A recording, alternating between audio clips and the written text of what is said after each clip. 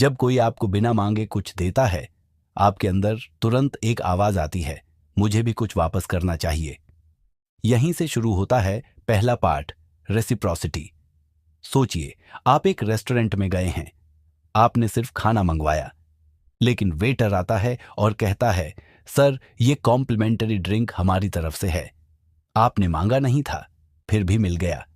और यहीं से खेल शुरू होता है। ड्रिंक शायद छोटी सी हो, कीमत भी ज्यादा ना हो, लेकिन आपके अंदर एक अदृश्य दबाव पैदा हो जाता है। बिल आता है, आप टिप देते समय थोड़ा रुकते हैं, फिर सोचते हैं, इंसान अच्छा था, मुफ्त में दिया था, और टिप थोड़ी ज्यादा निकल जाती है। ये कोई संयोग नहीं है, ये ह्यूमन साइकोलॉजी का बिल्ट इन नियम है, रेसिप्रोसिटी। ये काम कैसे करता है? इंसान एक सामाजिक प्राणी है। हमें बचपन से सिखाया जाता है, जो देता है उसका एहसान मानना चाहिए, धन्यवाद कहना चाहिए, मदद का बदला चुकाना चाहिए। इसी वजह से जब कोई हमें फ्री सैंपल देता है, मॉल में चॉकलेट का टुकड़ा, कॉस्मेटिक ट्रायल या मुफ्त सलाह, हम तुरंत एक कर्ज महसूस करते हैं, चाहे वो कर्ज सिर्फ 20 रुपये का ही क्यों ना हो। असली भावना क्या होती है? सच कहें तो अंदर हल्की सी बेचैनी होती है। अगर हम लौट आकर कुछ नहीं देते, तो मन में आता है, कहीं मैं स्वार्थी तो नहीं लग रहा? लोग क्या सोचेंगे? इंसान इतना अच्छा था। यहां तर्क कम काम करता है, भावना ज्यादा काम करती है। हम अपनी सेल्फ इमेज बचाना चाहते हैं। हमें अच्छा इंसान दिखना होता है, दूसरों की नजर में भी और खुद की नजर में भी। छोटी मदद, बड़ा असर। किसी ने आपको नोट्स भेज दिए, किसी ने आपका काम थोड़ा आसान कर दिया, किसी ने मुफ्त में सलाह दे दी। अगली बार जब वही इंसान आपसे कुछ मांगेगा, मना करना मुश्किल होगा, क्योंकि आप सिर्फ उसकी मांग नहीं देख रहे, आप अपनी छवि देख रहे हैं। गहरी सच्चाई, रेसिप्रोसिटी एक मजबूत सामाजिक जोड़ है। इसके बिना समाज ठीक से काम नहीं कर सकता। अगर लोग एहसान का बदला न चुकाएं तो भरोसा टूट जाएगा। लेकिन इसी नियम को समझदार लोग रणनीति की तरह इस्तेमाल करते हैं। पहले देना, फिर लेना। और सबसे दिलचस्प बात, जब तक आप जागरूक नहीं होते, आपको लगता है फैसला आपका अपना है। लेकिन कहीं ना कहीं वो मुफ्त ड्रिंक अब भी आपके दिमाग में चल रही होती है। फिर आता है इमेज का प्रेशर। हम अपनी आइडेंटिटी को लोगों के सामने एक खास तरीके से दिखाना चाहते हैं। जब हम किसी बात का पब्लिक डिक्लेरेशन करते हैं, जैसे मेन हेल्थ कॉन्शियस हूं, तो हम अपनी खुद की इमेज से जुड़ी हुई एक लाइन पकड़ लेते हैं। अब सोचिए, एक बार जब आपने ये इमेज बना ली, तो जब भी आपका मन जंक फूड खाने का होता है, अंदर से एक अजीब सा डिस्कंफर्ट महसूस होता है। आप सोचते हैं, मैंने तो कहा था कि मैं हेल्थ कॉन्शियस हूं, अगर अब मैं ये खा लूं, तो क्या लोग मुझे हिपोक्राइट नहीं समझेंगे? ये जो इनर प्रेशर है, वही हमें कॉन्शियसली या सबकॉन्शियसली अपने डिसीजंस में रोकता है। चाहे हम चाहें या न चाहें, हम खुद को कंसिस्टेंट दिखाने के लिए फैसले लेने लगते हैं। हम अपने आप को एक कहानी सुनाते हैं, मैं जो कहता हूं वही करता हूं। और इसी इमेज को बनाए रखने के लिए हम अपने फ्यूचर डिसीजंस को भी उसी हिसाब से शेप देने लगते हैं। फिर बात आती है सोशल प्रूफ की। सोचिए, आप एक रेस्टोरेंट के बाहर खड़े हैं, आपको भूख लगी है, लेकिन अंदर काफी खाली दिख रहा है। आप थोड़ा हेजिटेट करते हैं, मन में सवाल आता है, क्या ये सही जगह है? क्या यहाँ का खाना टेस्टी होगा? अब एक दूसरा सिनारियो सोचिए, आप एक क्राउडेड रेस्टोरेंट के सामने खड़े हैं, लोग लाइन में हैं, हंसी की आवाज आ रही है, सब बिजी दिख रहे हैं। आपका डिसीजन लगभग ऑटोमेटिक हो जाता है। आप सोचते हैं, ये प्लेस सही होगा। यही जो कंफ्यूजन का मोमेंट है, वहीं पर साइकोलॉजी का एक पावरफुल कनेक्शन काम करता है। जब हमें अनसर्टेनिटी होती है, यानी हमें समझ नहीं आता कि क्या सही है, तब हम ग्रुप बिहेवियर पर रिलाई करने लगते हैं। इंसान स्वभाव से एक हर्ड मेंटेलिटी रखता है। जब ग्रुप एक दिशा में जाता है, तो हमें लगता है कि वहां ट्रस्ट ज्यादा है। जब हम अनसर्टेन होते हैं, तो हम लॉजिकली कम सोचते हैं। हम अपने डिसीजंस को ग्रुप के बिहेवियर के साथ अलाइन कर लेते हैं। और यही ह्यूमन इंस्टिंक्ट हमें सेफ, कनेक्टेड और कम अनसर्टेनिटी वाला डिसीजन लेने में मदद करती है। फिर आता है लाइकिंग का नियम। सोचिए, आप एक सेल्स कॉल पर हैं। सेल्स पर्सन आता है, प्रोफेशनल है, सब कुछ ठीक से समझा रहा है, लेकिन फिर भी आपको थोड़ा हेजिटेट महसूस होता है। अब जरा सोचिए, अगर वही सेल्स पर्सन आपके सेम होम टाउन का निकले और आपका बैकग्राउंड उससे मिलता जुलता हो, तो आपका ट्रस्ट अपने आप बढ़ जाता है। आप मन में सोचते हैं, अरे ये तो अपना ही लगता है, अपना इंसान है। ये जो पाषाण का फैक्टर है वो सबकॉन्शियस लेवल पर काम करता है। हम उन लोगों से आसानी से अग्री कर लेते हैं जो हमारी तरह दिखते हैं, जो हमें कॉम्प्लीमेंट देते हैं और जिनके बिहेवियर में हमें अपनी ही एक छवि नजर आती है। सिमिलैरिटी का अपना एक मैजिक होता है। जब हमें लगता है कि कोई इंसान हम जैसा है तो वो हमें ज्यादा ट्रस्टवर्थी लगता है और इसी वजह से हमारे डिसीजंस धीरे धीरे उनकी तरफ लीन करने लगते हैं। फिर बात आती है अथॉरिटी की, जिस पर खास तौर पर ज्यादा ध्यान देने की जरूरत होती है। आप कभी डॉक्टर के पास गए हों। डॉक्टर सफेद कोट पहने हुए आता है, दीवार पर उसकी डिग्री लगी होती है। अब भले ही आपको मेडिकल नॉलेज ना हो, फिर भी आप उसकी बात पर पूरा ट्रस्ट कर लेते हैं। आप सोचते हैं वो एक्सपर्ट है, उसके पास एक्सपीरियंस है, उसने डिग्री हासिल की है। ये सब सिर्फ फैक्ट्स नहीं हैं, बल्कि बचपन से बनी हुई साइकोलॉजी है। जब हम छोटे थे, हमें टीचर्स, पेरेंट्स और अथॉरिटी फिगर्स की बात बिना क्वेश्चन किए मानना सिखाया गया। हमने हमेशा देखा कि जो सफेद कोट पहनता है या जो किसी टाइटल के साथ आता है वो ज्यादा रिस्पॉन्सिबल और सही लगता है। इसीलिए जब तक हम कॉन्शियसली सोचते नहीं हैं, तब तक हम बिना सवाल किए अथॉरिटी को फॉलो कर लेते हैं। फिर आता है स्कैरसिटी प्रिंसिपल। सोचिए, आप एक ऑनलाइन कोर्स देख रहे हैं, आपको ऑफर अच्छा लग रहा है, लेकिन आप थोड़ा वेट करने का सोचते हैं। तभी स्क्रीन पर लिखा आता है ओनली 2 सीट्स लेफ्ट और आपका दिल थोड़ा तेज धड़कने लगता है। आप सोचते हैं, अगर ये मिस हो गया तो मुझे ये मौका फिर नहीं मिलेगा। ये जो अर्जेंसी है वो सिर्फ एक सेंटेंस नहीं है, बल्कि एक साइकोलॉजिकल ट्रिगर है। इंसान को लॉस का डर गेन की एक्साइटमेंट से ज्यादा मोटिवेट ही करता है।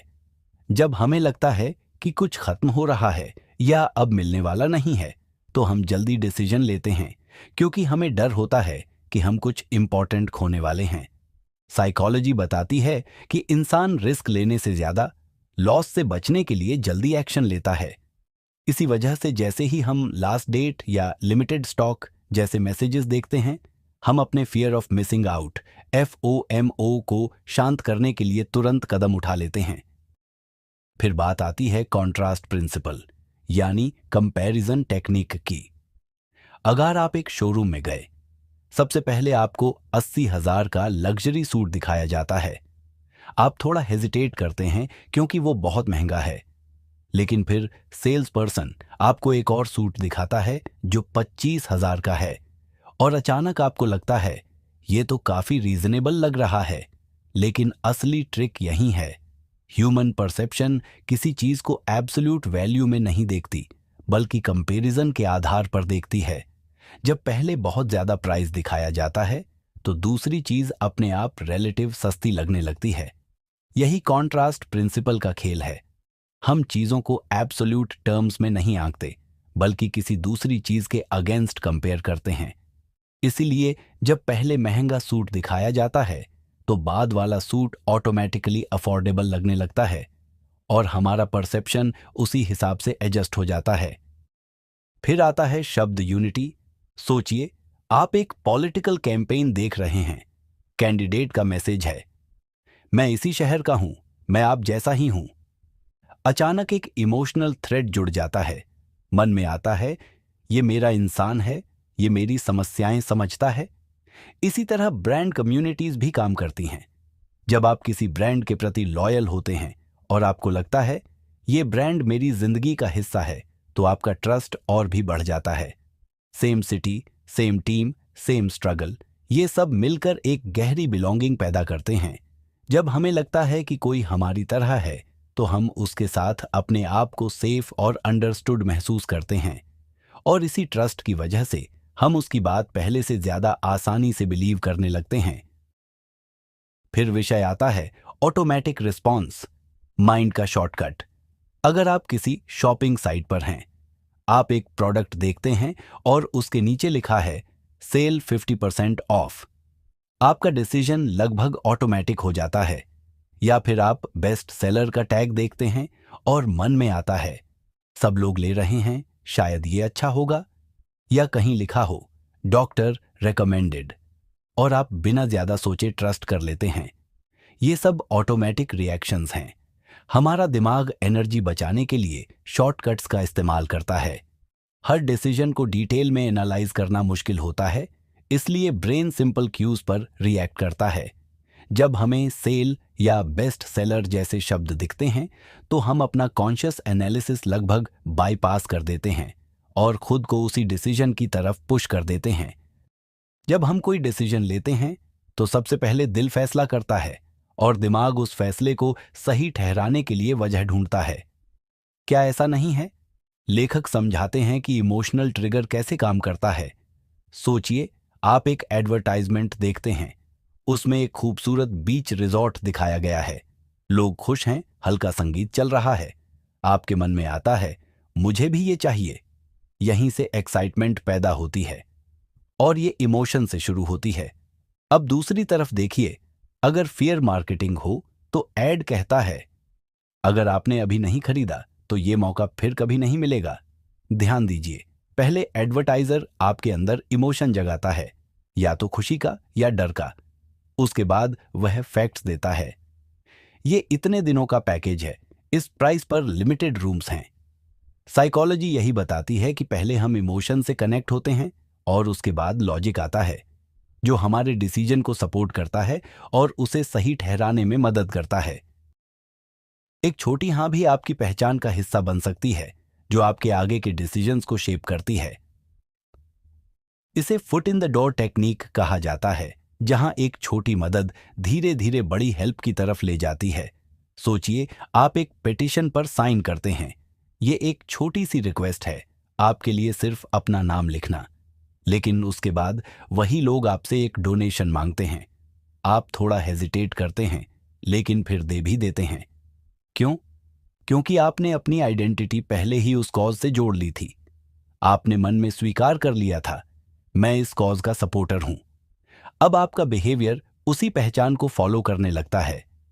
साइकोलॉजी यही कहती है, जब आप एक छोटी कमिटमेंट देते हैं तो वह आपकी सेल्फ इमेज का हिस्सा बन जाती है, और एक बार आइडेंटिटी अटैच हो जाए तो इंसान स्वाभाविक रूप से खुद को कंसिस्टेंट दिखाने के लिए बिगर एक्शंस लेने लगता है। जब हमें लगता है कि अगर हम मना करेंगे तो लोग हमें बुरा समझेंगे, तो हम बस हाँ बोल देते हैं, चाहे मन न भी हो। इसे ऑथर ने ऑब्लिगेशन ट्रैप का नाम दिया है। सोचिए, आपके एक दोस्त ने आपसे कहा, चलो वीकेंड पर एक अननेसेसरी ट्रिप पर चलते हैं। आपको असल में कोई इंटरेस्ट नहीं है, लेकिन आप सोचते हैं, अगर मैं मना करूंगा तो क्या वो बुरा नहीं मान जाएगा? यही सोशल रिजेक्शन का डर है। हमें डर लगता है कि अगर हम ग्रुप से अलग हो गए तो हमें आइसोलेट कर दिया जाएगा, या हम रूड, सेल्फिश या अनहेल्पफुल दिखने लगेंगे। इसी वजह से हम अपनी असली फीलिंग्स को इग्नोर कर देते हैं और बस हाँ बोल देते हैं, क्योंकि हमें लोगों का अप्रूवल चाहिए। और सच यही है, रिजेक्शन का डर अक्सर हमारी सच्ची इच्छा से ज्यादा ताकतवर होता है। फिर आता है ग्रुप इन्फ्लुएंस प्रेशर। अगर आप एक ऑफिस मीटिंग में हैं, बॉस एक आइडिया रखते हैं और सब लोग तुरंत हाँ में हाँ मिला देते हैं। आपको अंदर से लगता है मुझे इस आइडिया पर डाउट है, लेकिन आप चुप रह जाते हैं। क्यों? क्योंकि आप नहीं चाहते कि आप अलग नजर आएं। आप नहीं चाहते कि आपको ग्रुप से अलग समझा जाए। साइकोलॉजी यही बताती है कि बिलोंगिंग की नीड इंसान के अंदर बहुत स्ट्रांग डिजायर होती है। हम अपने आप को ग्रुप का हिस्सा दिखाना चाहते हैं, और इसी बिलोंगिंग की चाह में हम अपनी पर्सनल ओपिनियन को दबा देते हैं ताकि हमें ग्रुप का सपोर्ट मिलता रहे। जब आप इन प्रिंसिपल्स को समझ लेते हैं, तब आप अपने डिसीजंस को अवेयर और कॉन्शियस बना लेते हैं। अब आपको पता है कि कैसे रेसिप्रोसिटी, अथॉरिटी या सोशल प्रूफ आपके डिसीजंस को इन्फ्लुएंस करते हैं। लेकिन अब आपकी असली पावर यही है। अब आप पॉज लेंगे। जब भी कोई एड, कोई रिक्वेस्ट या कोई सजेशन आए, आप थोड़ा रुकेंगे। ऑब्जर्व करेंगे, अपने इमोशंस को पहचानेंगे और फिर लॉजिक से डिसीजन लेंगे। यही अवेयरनेस आपको प्रोटेक्ट करती है। इन्फ्लुएंस को वेपन मत बनाइए, इसे अपना शील्ड बनाइए, ताकि आप हमेशा अपने डिसीजंस को अपने हाथ में रखें और सिर्फ तभी हाँ या ना कहें जब आप सच में कॉन्फिडेंट हों। अगर आपको हमारी ये छोटी सी कोशिश अच्छी लगी हो तो हमें सपोर्ट जरूर करें। कौन सी लाइन आपके दिल को छू गई, कौन सी टेक्निक आपको सबसे ज्यादा इंपैक्टफुल लगी, हमें कमेंट सेक्शन में जरूर बताएं। और आगे किस बुक पर ऑडियो बुक समरी चाहिए ये भी हमें जरूर बताएं। मिलते हैं फिर ऐसे ही किसी इंटरेस्टिंग बुक के साथ। धन्यवाद।